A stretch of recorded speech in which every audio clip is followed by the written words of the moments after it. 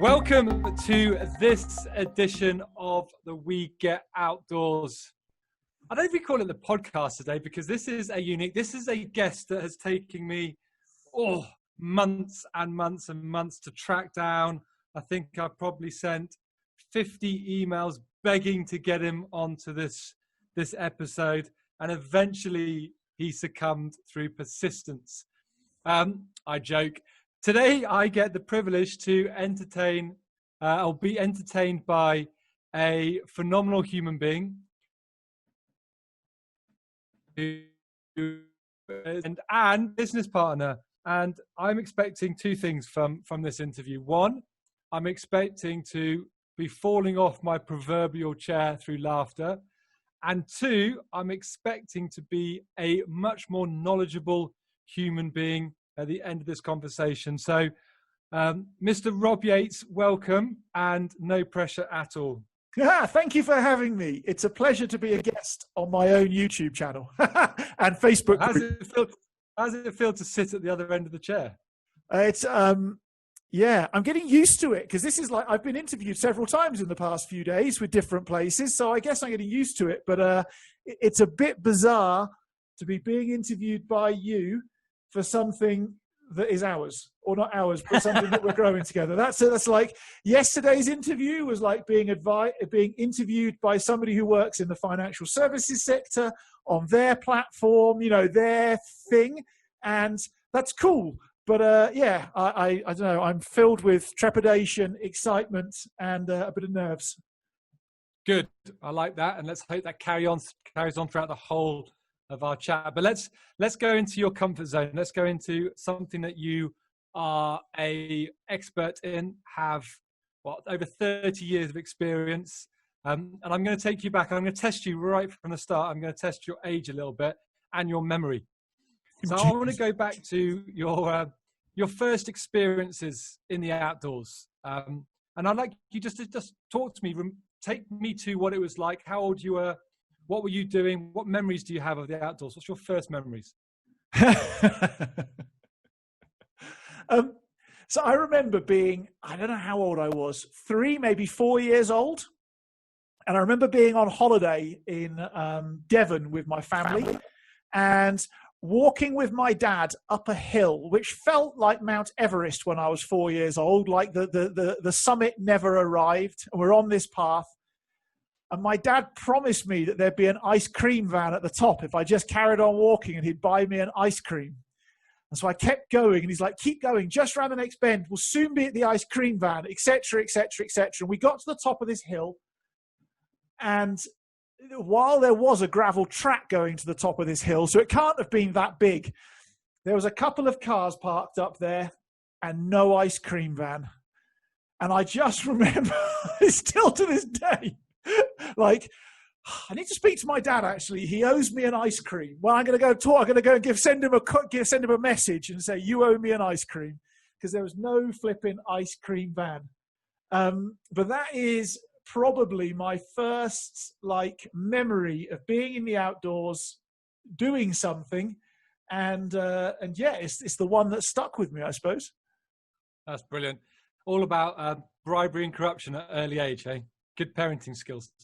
Yeah, and I wonder, I have no idea, had there been an ice cream van, would I have learned to love the outdoors as much as I do? Or would it have been more, or would it have been less? So that's something that does play through my mind. So how did you go from being despondent about not getting an ice cream at the top of a hill to falling in love with the outdoors and then making it a career? So just give me the youthful Rob Yates. How did you get into a career in the outdoors? So it's twofold. Firstly, when I was a kid at school, I was pretty well behaved, but I was definitely the kid who spent more time looking out of the window, wondering what was outside of the classroom than I ever did focusing on what was in front of me in the classroom. That's the first thing. That was always me, a curiosity. And the second thing is my dad was raised in Australia, and he was part of the Scouts when he was in Australia. So when I was 8 years old, he got me through his own love of being involved in the Scouts to go and join the Cubs. And I have to be honest, the only reason I joined the Cubs was because he signed me up and drove me there and paid the bill. And that's what I did on Wednesday evenings.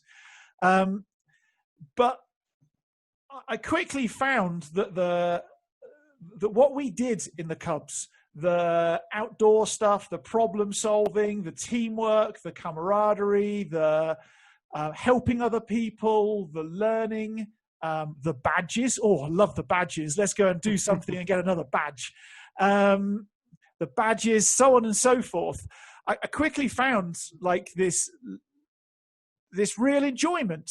You know, almost the reason why I got through school every day was to go to Wednesday evening to go to Cubs and then do whatever it was that we were doing at the weekend with Cubs as well. And the fact that you could learn and have great fun at the same time, and that actually you could learn real stuff. Like ultimately, kids want to be an adult, like far sooner than they're probably ready for. And so, you know, in Cubs, we got to carve things with sharp knives, admittedly controlled, and it wasn't by carve things. It was like whittling a stick to cook a sausage on. Do you know what I mean? It was over a fire.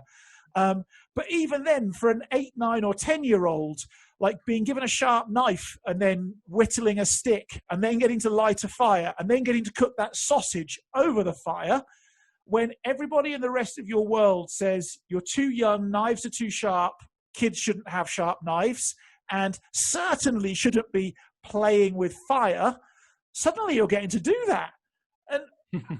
And yeah, it's just that those are the memories that stick with me. Having to go home early from a Cub camp because our tent collapsed because we didn't put it up very well and we all got soaking wet and all our clothes were soaking wet. And we had to go home on Sunday morning, not Sunday afternoon or evening, because we're freezing cold and soaking wet and, you know, the tent had collapsed. Like those things just stuck with me. I guess the opportunity to learn by experience as opposed to learning by being taught. And I actually firmly believe that nobody really learns by being taught. Yeah, that just sticks with me. And that stuck with me all the way through secondary school, all the way. So I suppose it stuck with me forever since those first early experiences. It's not something that's left.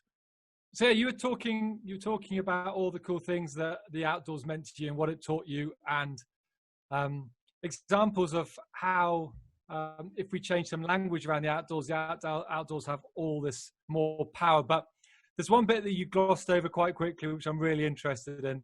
You talked about Scout and Cub badges. Now, I want to know, what is the most obscure badge that you got, and also what was the badge that you were most proud of? Wow. So the one there's two that I'm most proud of, is that I was a sixer in the Cubs, which meant I had my own group of six Cubs who were like under my charge.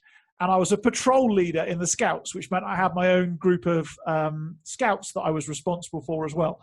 Those were things I'm very proud of. But equally, I was the only Cub and the only Scout in my group to get, in both those two separate groups, to get the highest award that the Scouts and Cubs had for kayaking and canoeing. And I was the only person to have that. So that was like my things I was most proud of. Obscure. Wow. Not tying badge. No, I actually got like a sewing badge or something like that. I actually got a sewing badge. Yeah, something like that. Sewing badge, which was, I think it was all centered around actually sewing your own badges on your own uniform and like creating something and whatever. But that's probably the most obscure. Probably equally, it's been the most useful practically in life. You know, as a young person or younger person in my 20s, traveling around the world with my kayak, going kayaking, I'm never short of ripping clothing and ripping garments and whatever else, and you don't have a mum to pass it to, or if you're in a third world country, you can't go buy a new one. So that ability to sew actually is a really, really valuable thing. Definitely one I haven't got. I've been relying on mum, but I think I might need to. I need to go and earn that one myself, and I'll give it to myself when I learn it. Obviously, the scouts and those kind of associations and organisations rely heavily on like leaders, scout leaders, coaches, experts, and stuff that pass on their wisdom. What role playing in them? What were the things that really stood out about the leaders that inspired you? What resonated with you? So talk a little bit about outdoor leadership. Well, if I think back to my scouts, I was part of a really unique scout group with some really, really unique leaders. The scout leaders they really wanted to go and do very cool stuff with us, but equally recognized that to be part of the scouting organization, it's much more than just going and have a crazy adventure somewhere. And we had plenty of crazy adventures. Like there's service to the community, there's learning, there's scout competitions, there's all sorts of things. So they had this attitude where if we had to raise money for the scout troop by washing cars, we weren't just going to wash 1 or 2 cars. Like all of us were going to turn up en masse somewhere, and we were going to wash 200 cars in the morning, and then we were going to go do something cool in the afternoon. Like if we were going to go to an old folks home and do something, all of us would turn up, and in the shortest possible amount of time, we'd have the maximum amount of impact. And that really taught me stuff like around work ethic and around how a group of people can have a massive impact, but equally can get to go and have a lot of fun as well. So, car washing wasn't boring. Car washing ended up being fancy dress car washing or something ludicrous and crazy. And so they really taught like this work ethic of, if you work hard and do the right stuff and get your work done to a high quality as quickly as possible, like the rewards are immense on the other side. And for me, that sticks with me still to this day. I'm proud to be able to have 12-ish weeks of vacation a year, but that doesn't mean to say that I do an average week's work throughout the rest of my, well, you know how we both work. That doesn't mean to say I do a 37.5-hour working week and are looking for opportunities to finish work. That means that I actually work really hard on every aspect of my life now, my health, my wealth, my business relationships, everything, because all of that facilitates the opportunities that I create for myself. Like it's transitioned itself through. And I don't think that good outdoor leaders really understand what it is that they're truly facilitating for people. I think they think they're facilitating an outdoor experience, but I think done well, they're actually facilitating something more powerful than that for people if it's done well with less blinkers on. Today is fire lighting. Good, you can light a fire, well done. That's like how I see a lot of outdoor leaders working, well done. And if they think bigger and broader than that, actually they're facilitating something far bigger than that. Resilience, perseverance, a work ethic, supporting others. There's so much more that goes into it or can go into it than just good job you've lit a fire or good job you paddled your kayak 200 meters. I mean, there's so much more to it than that. And my disappointment in the world is that people are getting more linear. Like if you go and learn how to be a kayak coach or a kayak leader or guide, it's very blinkered to just kayaking without understanding the actual impact that you can have using that vehicle for a far wider growth and development of people. Yeah, I think that's something you and I talk about and debate a lot about how to help people remove those blinkers. But I think sometimes and I'm really interested to understand from you the the things that the outdoors and maybe the outdoor industry and the outdoors in general can really teach us into communities, into business and life? What would you say are the things that we've got our blinkers on so much that we're missing that the outdoors can teach us? So I think the problem in the world is a lack of creativity and a lack of thought. Because, you know, my scout leaders didn't set out. People often say to me, Rob, how do you achieve what you've achieved? And I'm like, well, I haven't achieved very much. I'm not very remarkable. And yet I get messages on Facebook from people I went to school with who are still living in the same town. They've got a job. They've got a family. They're doing a job in the same town as well. And that's and they're like, Rob, you've led this amazing life. You're a role model. And I'm like, I'm not that remarkable. But how do I do what I've done? When I was in the Scouts, nobody ever mentioned resilience as a word, or perseverance as a word, or teamwork, or problem, any of that jargon. That was never, ever, ever mentioned. It was always, here's the great thing that we're going to go and do, and we're going to have as much fun as possible while doing it, in the silent knowledge that actually the byproduct from this is far greater than the experience itself. And it's interesting, you know, my degrees in education, my postgrad learning is all around social work and youth work. And in those fields, they go, right, okay, so we're going to do 12 weeks on confidence and self-esteem building with the young people. And then they use those words, confidence and self-esteem, and then they get crap results. Like young people don't buy into that. But actually, if they were to just go and do something where they know the byproduct is confidence and self-esteem, and then they offer a program that's amazing fun and really engaging, actually, like, we have to accept the fact that the outcome, we can achieve that outcome, I suppose, through a non-linear approach, and that often linear approaches don't produce the results that we want. Yeah. Like, it's not me saying to my wife, I love you. It's me demonstrating to her that I love you. Like, that's what really means something. I don't know if I'm making any sense, but I think it's really important nuance to talk about. No, 100%. And I think that's where the difference in the outdoors is, that what you're mentioning is the reason why linear approaches people like is that you can measure them. I did this, here's what I did, and so you can go and pat yourself on the back, or you can say it. You can always, it's like a checklist you can tick off. And you can check that tick list off as you're going through each step. Whereas the non-linear approach is, you don't always see the results until right at the end. And even at the end, you probably don't see the results in the next 6-12 months, because like you're talking about, the confidence part only comes out in certain situations. And I think that's one of the beauties of the outdoors. You know, I had a young man called Hector. And Hector, if you're watching this at any point in time, let's talk again soon. And I worked with Hector when he was 17 to 19 years old.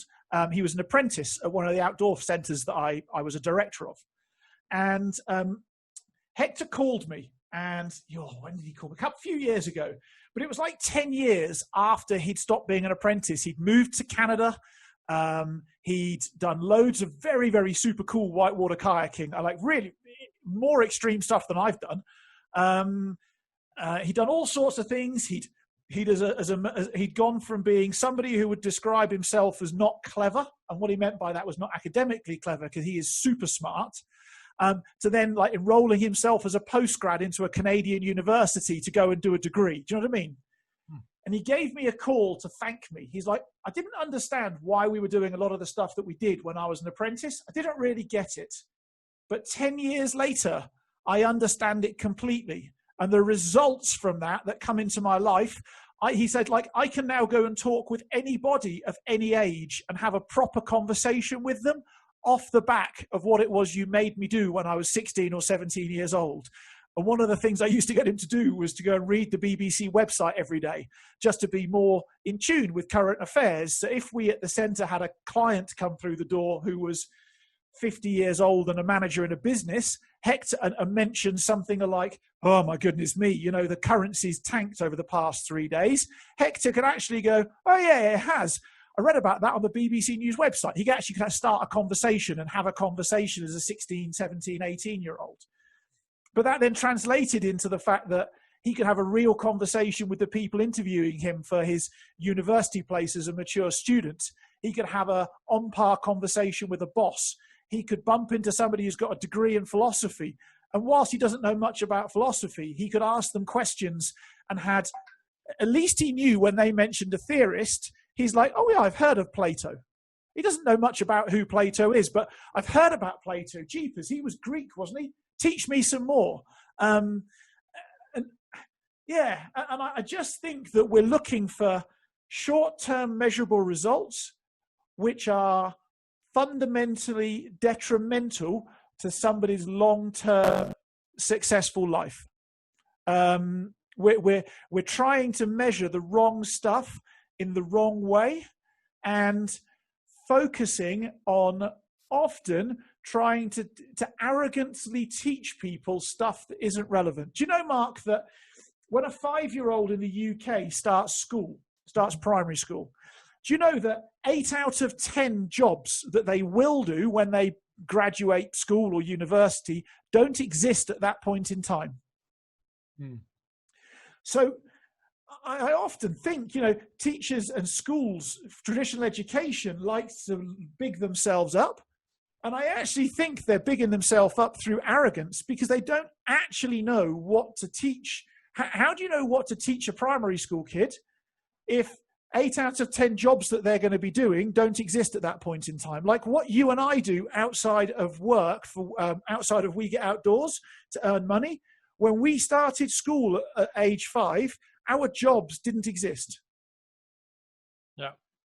And so, whereas there is certain common themes of things that can be not taught but developed inside of people, you know, problem solving, perseverance, resilience, conversational ability, the ability to ask real questions and listen to answers, the ability, I don't know, the ability to overcome things.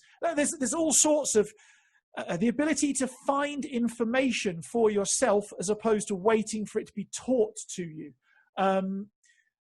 Like all of those things are arguably more important than understanding Shakespeare. I'm not saying Shakespeare is not important, but probably problem solving is more important. And you can't teach problem solving in a classroom. It has to be taught by physically doing. Yeah, and it's interesting. There's a couple of labels that you've talked about, which I just want to delve a little bit deeper because I find them quite fun. You use the label apprentice, which is interesting. You also used a label intelligence and different definitions of intelligence. I just want to just sort of talk a bit about the concept of moving from apprentice to master and how, and again, you started talking there about, you know, in essence, you don't need to solve anything yourself because you can Google it. There's no actual need to do anything yourself, which is almost the complete opposite of mastery. So what role do you think mastery is playing in the outdoors and in business? And then how does mastery tie into intelligence? So you've asked lots of things there, but I just want to think about the moment you think you're a master, you're actually not. You've lost. I would argue the fact that we are all apprentices all of the time. It just might be that some people view us to be a master because we're 5 steps further ahead of them than where they are. I'm still an apprentice in the outdoors, even though, you know, I started learning how to read a map when I was 5 years old. Like that's, you know, so I've been at that now for almost 40 years of reading a map. But I'm still not a master of it. I'm an apprentice. I'm still growing and developing, and there's still more to learn. Some people view me as a master at that sort of stuff, and that's cool. But that's only because I'm 35 years further ahead down the road than they are. Do you know what I mean? That's not actually that I'm a real master. So So I think the idea of apprenticeship works, of lifelong apprenticeship works in conjunction with mastery. It's about accepting the fact that we'll never know everything.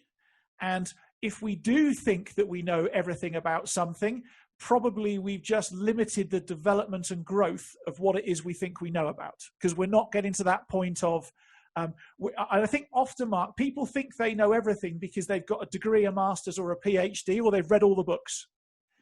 And that's great. But I remember being at university and one of my lecturers said, Rob, you know, you can become your own theorist.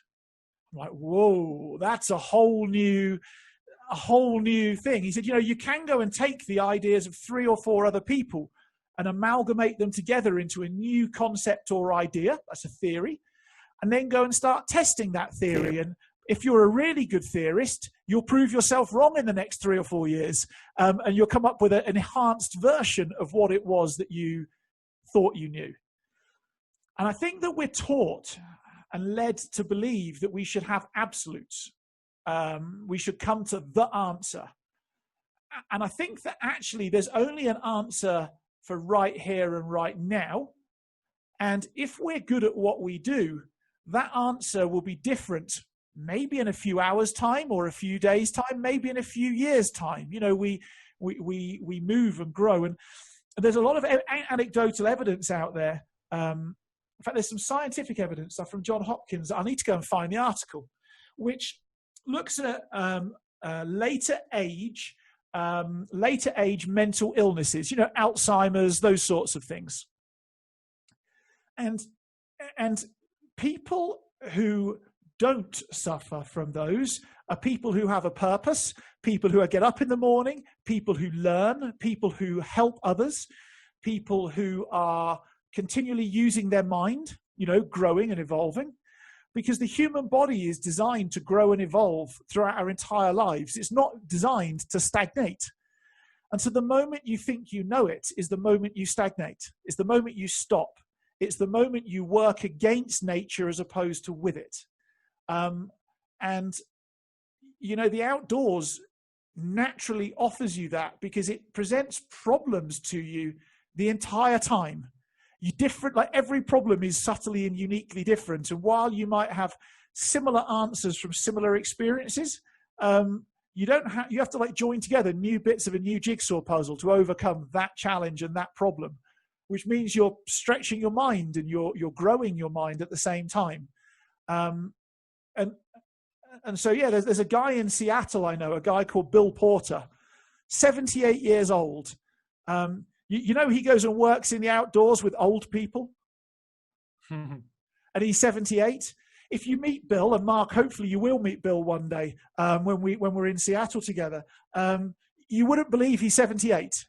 Like he's got an abundance, a thrive for life. He's up at 6:30 or 6 o'clock, maybe even earlier than that. Lots of mornings of the week because he's going out kayaking with some friends. And then he goes and helps out a school. And then he goes and teaches Eskimo rolling for his kayak club. And then he goes and helps out with the scout group. And then he takes old people out to go for a walk, even though he's 78. And he is so mentally switched on. It is incredible.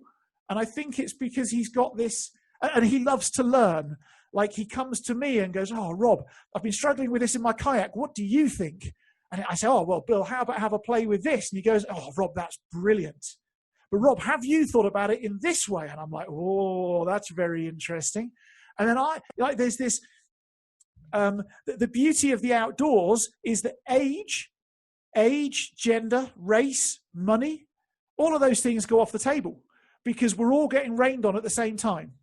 Like it's the ultimate leveler of equality, where genuinely I can learn as much from 10-year-olds as 10-year-olds can learn from me. And while I'm the responsible adult, and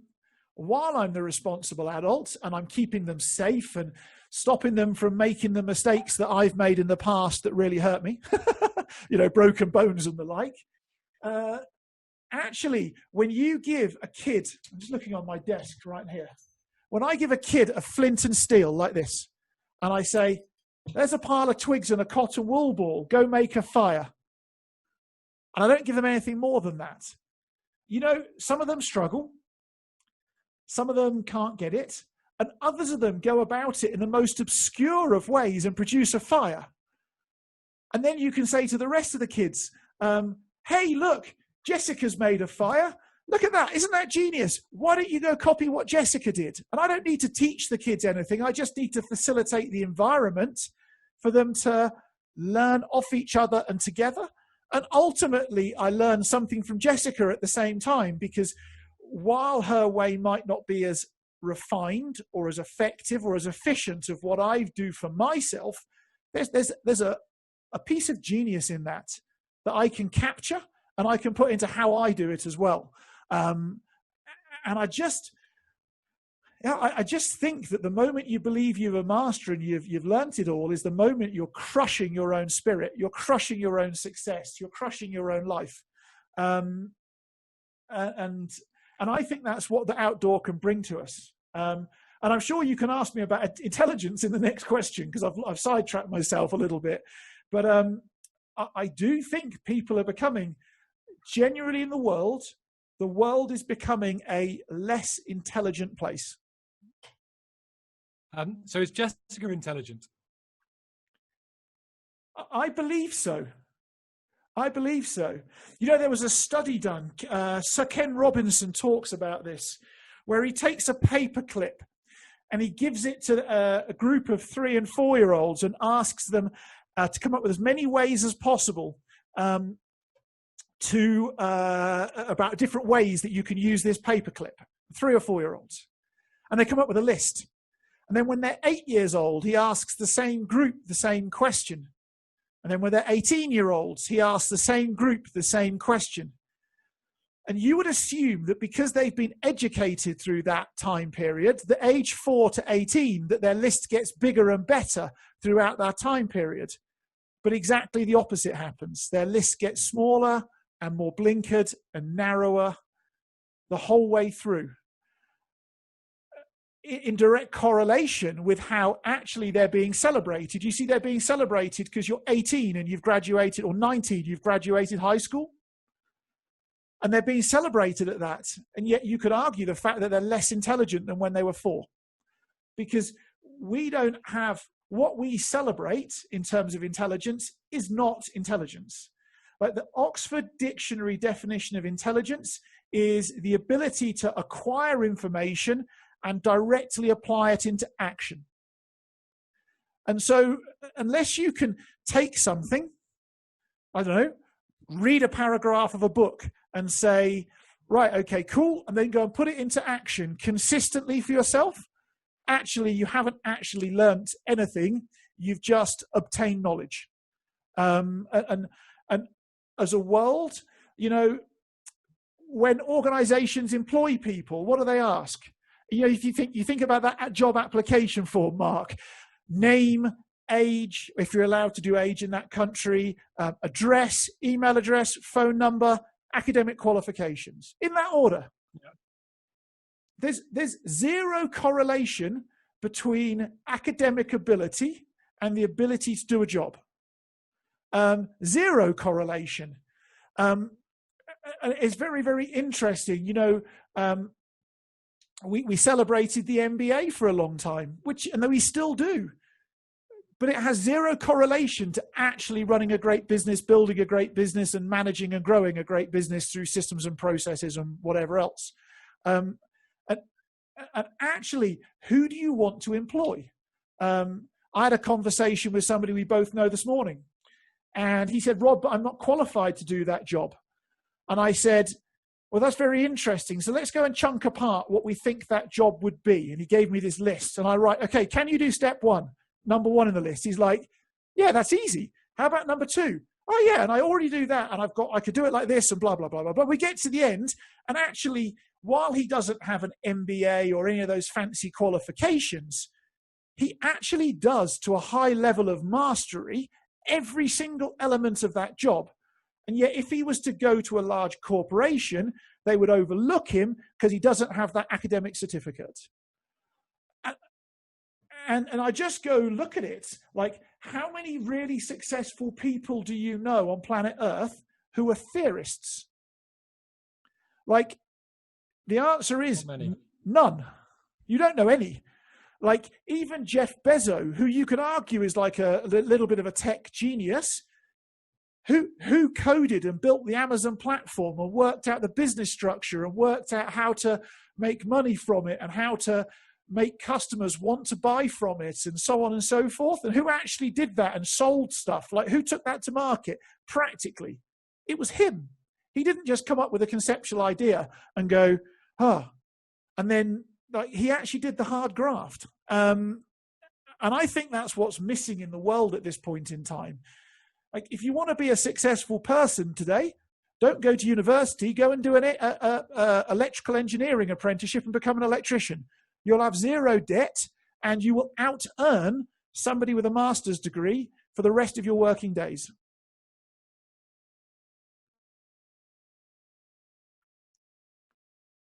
Oh, I've lost you. You still there, Mark? Let's change tack a little bit. Yeah, let's change tack a little bit and take what you've just talked about and how does that apply into the outdoor education world? So it's an industry. The outdoor industry is growing. There's lots of obviously with the way the world is at the moment. There's been a big discussion over the last few years about plastic and eco-tourism and all that kind of stuff. But outdoor education, what kind of role is that going to play in the next 10 to 20 years? So I think it'll. I think it will play the part that society permits it to. I think that's the truth. I think that the way that we used to experience outdoor education in the UK, you know, government-owned outdoor education centres, I think that's a thing of the past. Because, frankly, those who run those councils and governments are too short-sighted to actually realise what it is that they're doing that isn't serving them well. I could go on a whole political agenda about that. Let's not go there. I think that those people who choose to engage with the outdoors and grow themselves through the outdoors will end up having more successful, more happier lives, being leaders at whatever it is they choose to do, in whatever their definition of leadership is. I think that those people, and the reason I say that is because, you know, and I suppose ultimately, Mark, maybe there's a bit of joining two worlds together as well.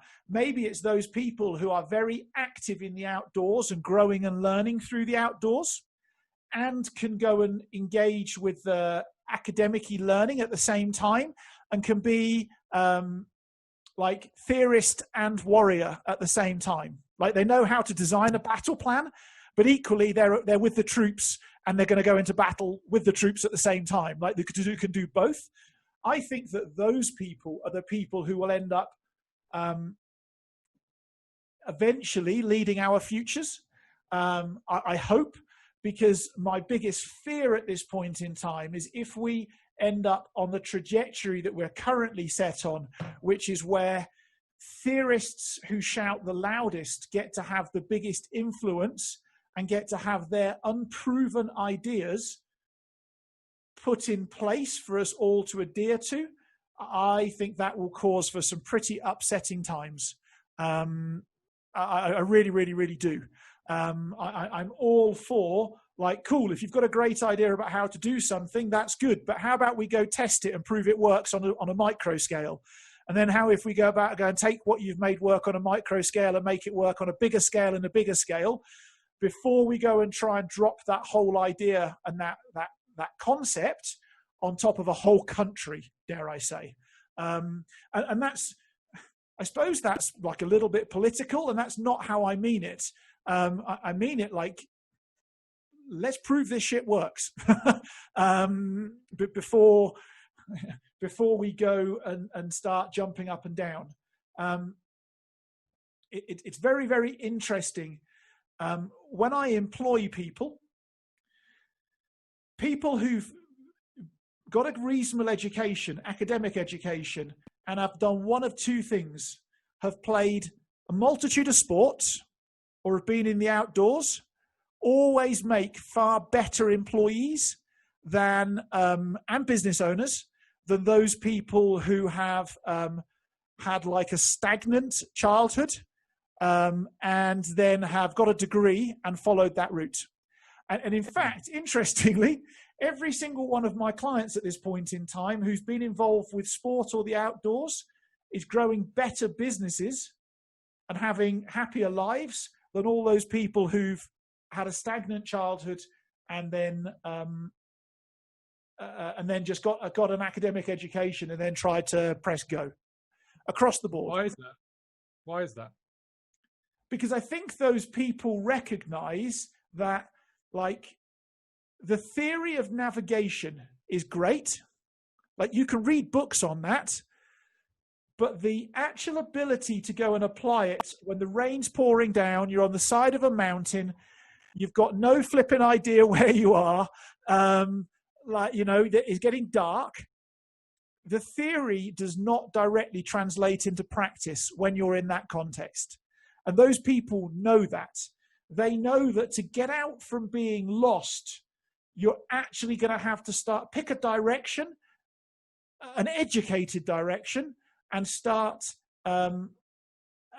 walking towards it. You know, the other week, Mark, we spoke about the concept of if you fall off a sailing boat into the sea, the guaranteed dead cert is if you tread water, you will drown and die. Yeah.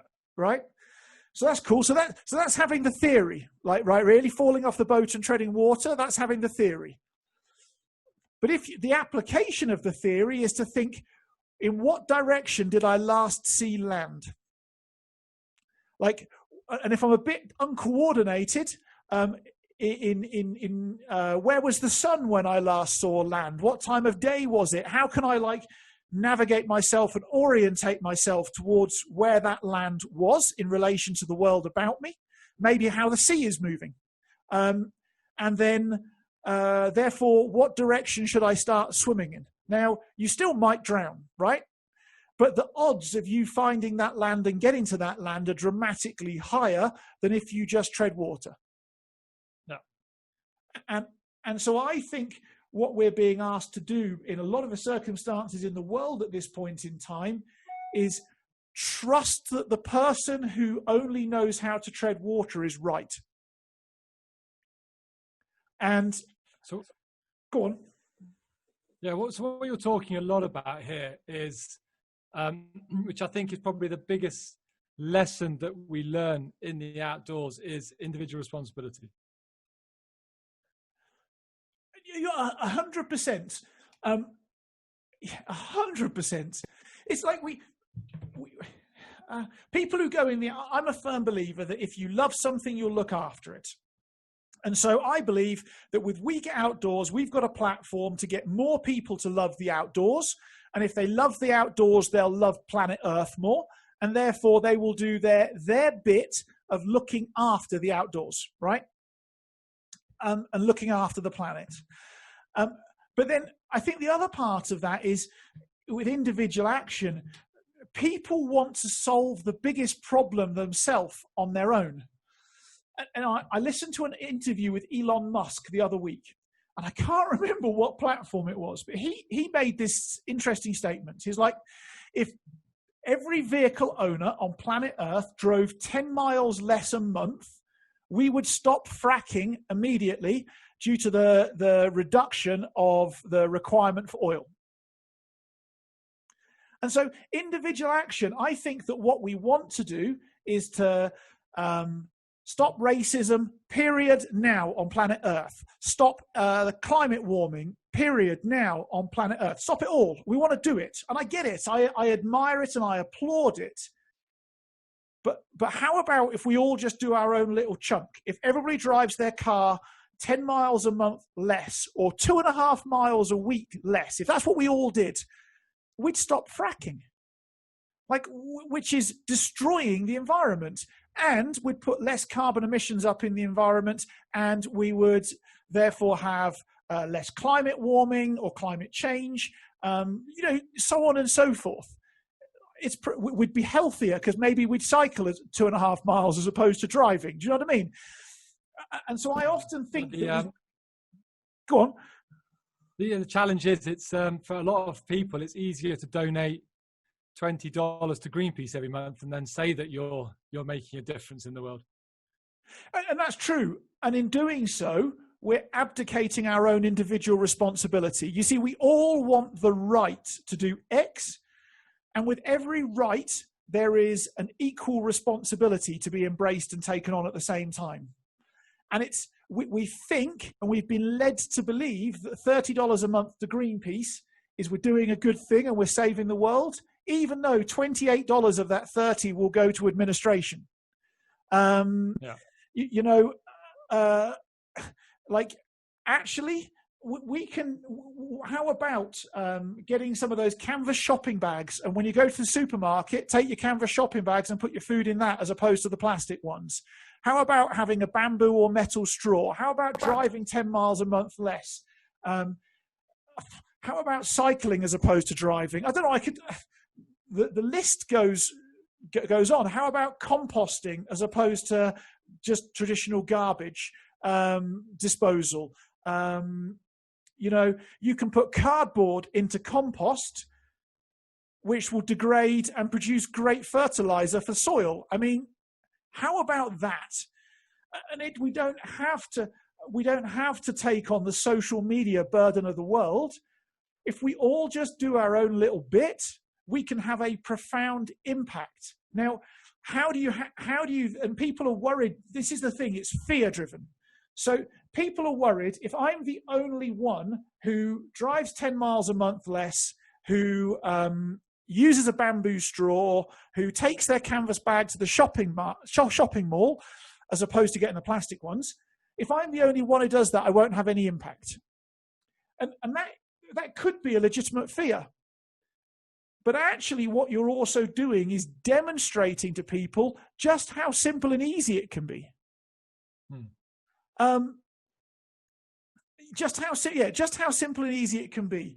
You know, I think when you go rock climbing, you get belayed. You know, the climber puts their harness on, and they have a rope that attaches to their harness, and they climb up, and somebody else's or something else is the belayer that pulls the rope tight, so if they fall, they don't drop very far. And there's a method of belaying which is usually called the 10 Boy Scout method.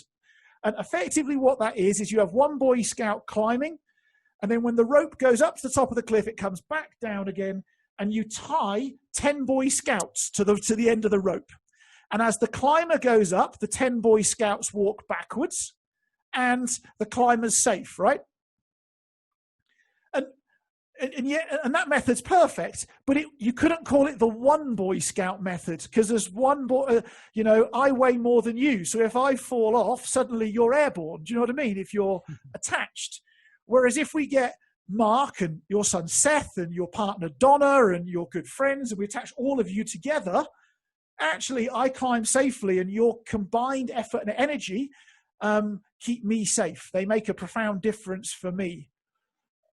And I just think we lose sight of that. I don't know. And so it's stuff like that we can learn in the outdoors. Where did I learn this attitude of, if I do my little bit and role model to other people my little bit and the positive good? It's from something like that belaying method from rock climbing. The whole is greater than the sum of its parts. Ooh, that's quite profound. Anyway, that's just a little thought. Take your $20, $30 that you're currently throwing down the toilet by donating it to some charity or some organization, and go and buy a couple of carrier bags, and you've made a bigger impact than you'll ever make. Yeah. Or get out there and go buy trees. We need more greenery on planet Earth, more trees. So go buy tree seedlings and go plant seeds. You'll be healthier. You'll be happier. There'll be more green things to absorb carbon. And you could probably, I don't know how much tree seedlings cost, but even you could learn how to grow your own. Hey, you could take cuttings off a tree that you're growing and then put it in compost and some fertilizer. I mean, grow your own tree seedlings. I mean, the actual impact that you could have is phenomenally huge. You and I well, we know we could carry on talking for another 3-4 hours about this stuff, but I'm going to wrap it up with my final question for you. And the things you've just been talking about there are things that we can do today that's going to have a profound impact ongoing. That tree, you plant a tree today, you water it, you look after it, 20, 30, 50 years, it's still providing oxygen into the world, which is going to help future generations. Now, your daughter's just turned 4. So I'm just interested in say 20 years time, what kind of legacy do you hope that you will have left for your daughter? And what's your plans to bring that legacy to life? So I would like Caitlin, my daughter, to, I'd like her to have a planet to thrive on that is a healthy place, where is a healthy place, where there's fish in the sea and in the rivers, there where you can drink mountain stream water and not worry about how sick you're going to get. That's the sort of place that I would like to leave her. Now, whether I manage that wholly, and where there's actually a world where there's, pardon my language, but less bullshit, where there's less of these protests that we've had, which really is people abdicating their individual responsibility to do the right thing themselves. You don't convince somebody to not be racist by burning down a shopping mall. Do you know what I mean? Like those two things. That's not how you achieve that end goal. So I'd like to leave her where there's. It might not be a perfectly balanced world, but I'd like to leave her where she can go and live somewhere, work somewhere, and have friends who are high-thinking individuals who make rational decisions, who look after what it is that they have, and look after each other at the same time. And a world where she can thrive. That's what I want to leave her, and have an enjoyable, happy, fulfilled life. So what you say, what am I doing about it? Well, I can run an adventure sports business, Mark, and I can grow it, and it can be very successful, already is successful, already pays really well. I can do that, but there becomes a cap as to how much of that I can do. And so I've been thinking recently about the concept of a shadow. If I stand with the sun behind me, the shadow is quite small by my feet and by me. But as that shadow gets further and further away, it widens and gets wider and wider and wider and wider, and it becomes bigger and bigger and bigger. And more people can stand in that shade. And so I've been thinking more recently about the size of the shadow that I can cast for positive good.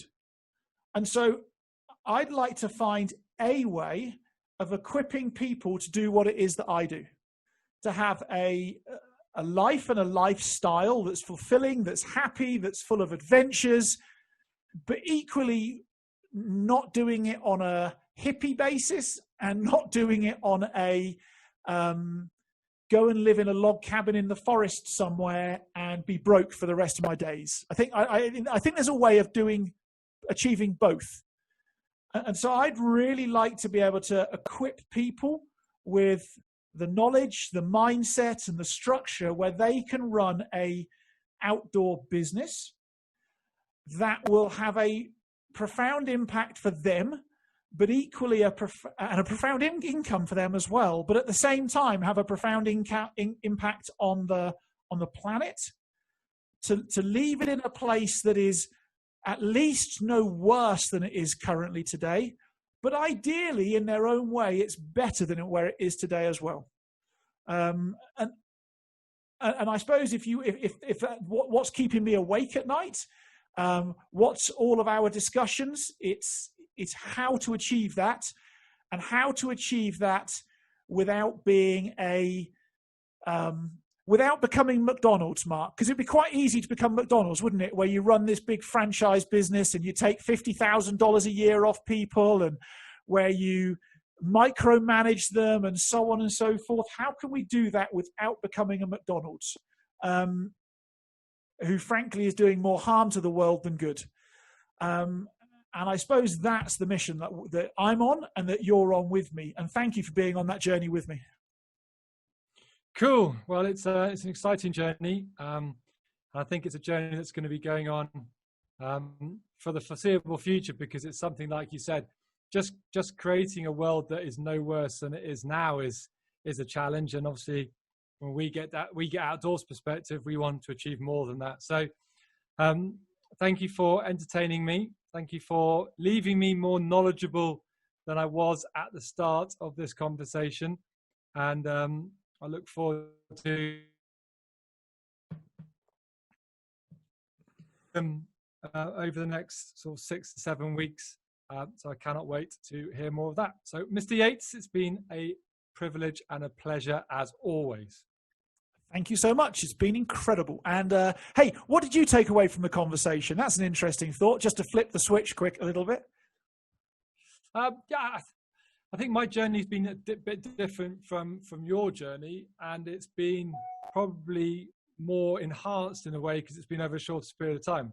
And I'm as I listen to your legacy, I think about my boy, and I'm thinking about my role as a father, both directly to him and the messages and the lessons that I need to teach him, which for me are all in the outdoors. Everything that I teach him basically comes about what I learned from the outdoors: being practical, being simple, being perseverance, optimistic, all the stuff that because I'm learning so much about the outdoors in such a short.